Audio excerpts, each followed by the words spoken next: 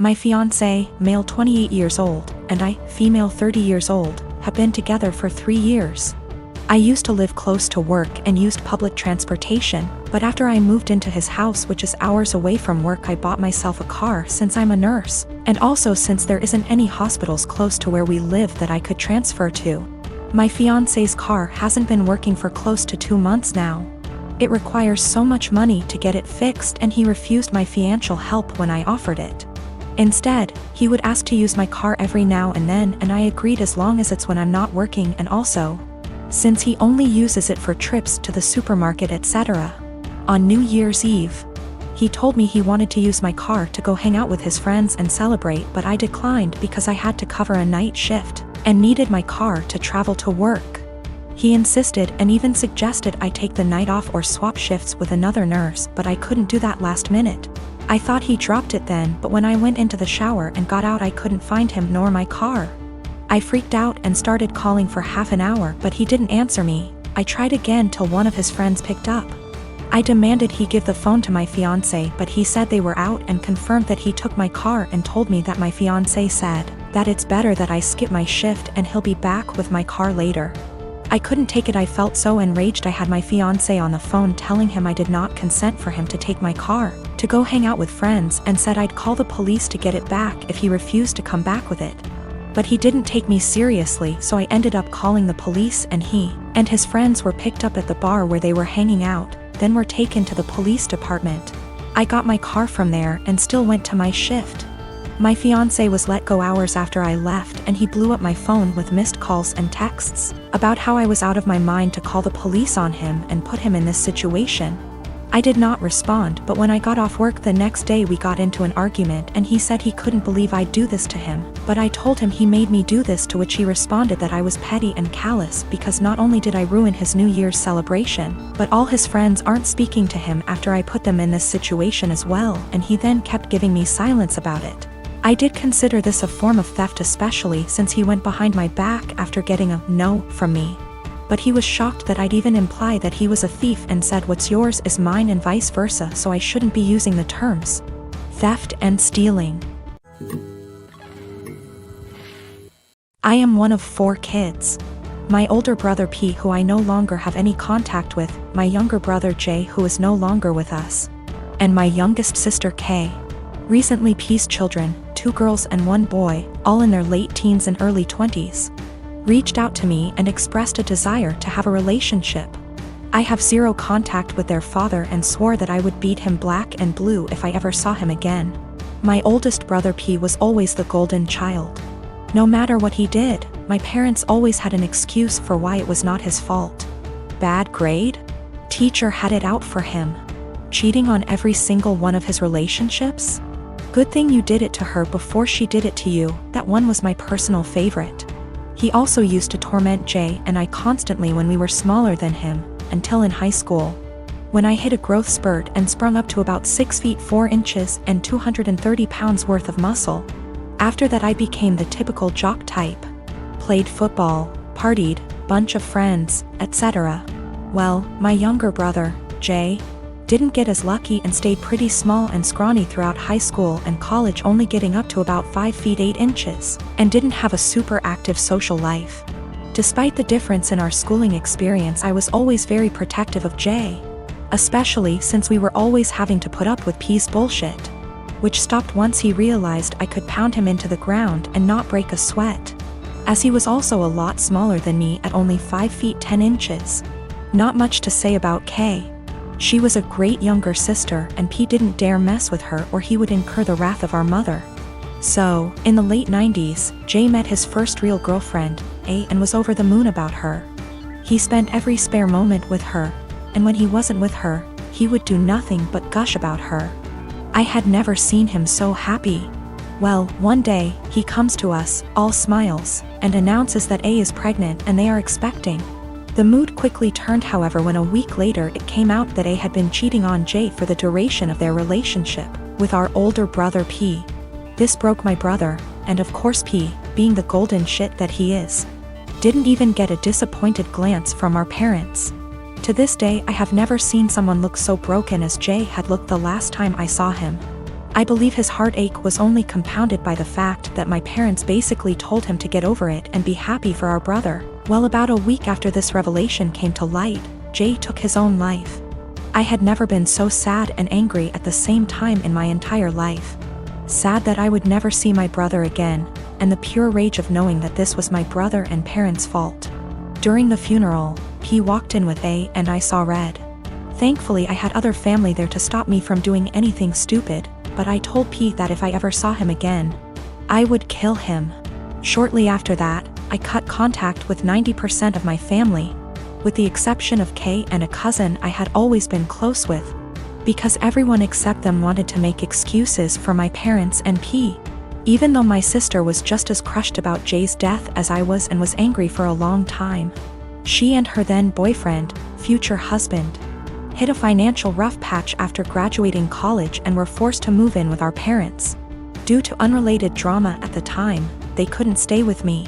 So my sister stayed with them for several years, and over that time their relationship improved, and even though I wasn't thrilled at the time, I understood. She still doesn't really have a relationship with P, but is cordial if they meet. I don't blame her, because our parents did a lot for her and daughters love their cousins. So I didn't want to put her in that kind of position of choosing. I never had any kids, and truth be told, I never wanted any. I much preferred the role of the fun uncle. Kay met a great guy and had 2 daughters, who I absolutely adore. P had 2 more kids with A before cheating on her and splitting, and I've never met any of them. My parents have tried to make contact a handful of times, but I always told them to kick rocks. So last week, I'm chatting with Kay's daughters, 19 and 17. And they mentioned that their cousins have wanted to meet me for a long time and were hoping I would be willing to meet them as well. I don't believe they know everything that transpired between their dad and I, but I would be lying if I said I never had any desire to meet them. I am a 27 years old male. My fiancé, she's 25, has an obvious permanent burn scar from an accident that caused her mother, her only parent, to pass away from injury. My fiancé had a long recovery. It's been 7 years. The scar is on her collarbone. It goes down her chest but isn't showing, unless she's wearing scoop / square tops. She often wears hoodies / jackets to cover up. She puts this cream, I don't know what ladies call it, but it's supposed to tone skin color or something. I'm not sure, but my fiancé calls it foundation that is 1 degree brighter than her skin color. I absolutely adore her. She's pretty, smart, ambitious, and the list goes on. What happened was unfortunate, and I'm glad she's at peace with herself and more confident. My family love her. How can they not? She's a member of the family. My mom makes sure she takes part in every family function and things like shopping and decorating other things. However, my sister made comments about my fiancé's scar several times. I've called her out on her behavior several times to get her to stop because she was hurting me before my fiancé with her backhanded and insensitive comments. I told my fiancé she had every right to cut my sister out and not deal with her bullshit, but she has been forgiving and respectful of my entire family. Our wedding is in February. My fiancé went shopping for the wedding dress. This is where the issue started. My fiancé showed the wedding dress to my sister. I didn't see it, but I was told it was a spaghetti strap dress. My fiancé likes this stuff. Anyways, my sister saw it and went nuts. She started criticizing her choice and said that she should have gotten a high neck or a jewel wedding dress to cover up the scar. She argued with my fiancé about it. I went to my family's house and I confronted her. I yelled at her after she told me my fiancé needed to return the dress and get a proper one so that guests won't focus on her burn scar and use it as the topic of conversation and gossip. I told her that she's not invited to our wedding. She isn't welcome to my wedding with this entitled attitude of hers and her insensitivity and disrespect. We argued for half an hour, then I left. In exactly an hour, my mom and dad called and berated me, saying my sister was crying after I uninvited her and that I had no right to univindi her. She's my sister and was just trying to help out and give an advice and avoid any unnecessary drama at the wedding. My mom said my fiancé can keep the dress but suggested to wear a bridal shawl as a neutral solution. I stopped responding to my mom's calls and texts after that. Family members were upset my sister was uninvited and wanted me to invite her again, because this will make family look bad in front of outsiders and guests. A while back, my brother married a woman who had an 11-year-old son named Billy. A year later, my sister-in-law gave birth to a little girl. 2 years later, she gave birth to a boy. Billy, who was 14 by this time, was treated like an outsider. My sister-in-law and brother saw him as a burden who spoiled their picture-perfect family. If you asked my sister-in-law how many kids she had, she would say 2.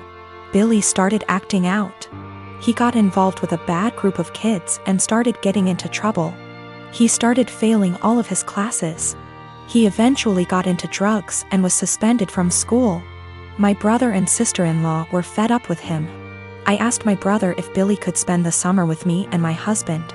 We have a hobby farm and I thought maybe getting away from his life for a while could help him some. Well, they were more than happy to get rid of him, my SIL's words. It was kind of rough the first few weeks. He had a lot of anger issues. But my husband kept his hands and mind busy doing work on the farm. And we both made sure that he knew he was loved and wanted. By August, he was a totally different kid. He wanted to keep living with us, but my sister-in-law insisted that he come home. After 2 months, he went back to his old ways due to his parents' indifference. They ended up sending him back to us and he lived with us throughout high school. He ended up being an A/B student and kept with a really great group of kids. He got involved in baseball and got a scholarship to a local university. He's 22 now and is in his last year of school. He's engaged to a really great girl. When he was 16, he started calling me mom and he started calling my husband pops. He never really had much to do with his mom and he had nothing to do with my brother. He saw them on holidays when the whole family came over. His mom has tried to have a relationship with him the past few years, but he has avoided her. On Christmas, sister-in-law was over and for whatever reason, she opened my desk drawer and found a birthday card from Billy where he said, "To the best mom ever. Thanks for loving me and giving me a chance." She was devastated.